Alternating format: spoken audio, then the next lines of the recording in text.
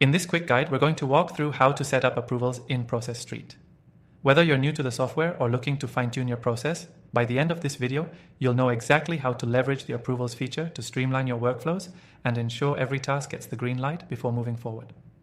Before we dive in, I want to let you know that you can try Process.st completely for free. And we've got an exclusive bonus offer linked below that will give you extra perks, so be sure to check that out after the video. Now, let's get into the process. When setting up approvals in Process.st, the first thing you want to do is create a checklist for the process you want to set approvals for. If you haven't already created a process, go ahead and do that by clicking the New Process button. Once you have your process in place, open it up and go to the task that you want to set up the approval for. In the task, you'll see an option to add an approval.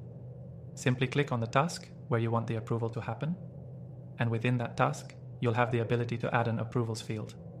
You can set the person who needs to approve the task, whether it's someone from your team or even a stakeholder outside your company. This is essential for maintaining control over who signs off on each step of the process. You'll want to set clear guidelines for who needs to approve what, so I recommend using the Assign To feature to select the person responsible. You can also add conditional rules based on task outcomes.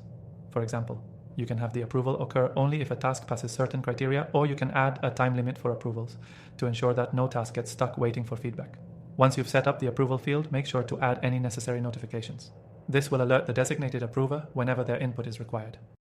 They'll get an email notification, and depending on how you've configured the system, they can approve or reject directly from that notification. This helps speed up your workflow significantly and ensures that everyone is kept in the loop. Another powerful feature is the ability to create multiple approvals within a single process. You might have a situation where multiple people need to approve different parts of a task, and Process.st allows you to set up these multiple approval workflows seamlessly. This ensures that your team is always aligned and you're getting the right sign-offs at the right time. You'll also want to track the progress of these approvals. The great thing about Process.st is that you can easily see which tasks are waiting for approval, which are approved, and which have been rejected. This gives you complete visibility over your process, ensuring that nothing falls through the cracks. Now, let's talk about automating some of these steps. You can integrate Process.st with other tools to streamline your approval process even further.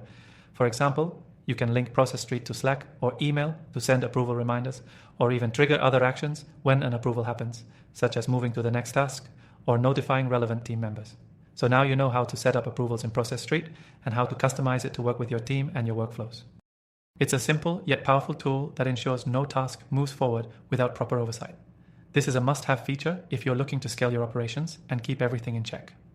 If you're ready to dive deeper into Process.st, remember, we've got a special extended free trial waiting for you in the description below.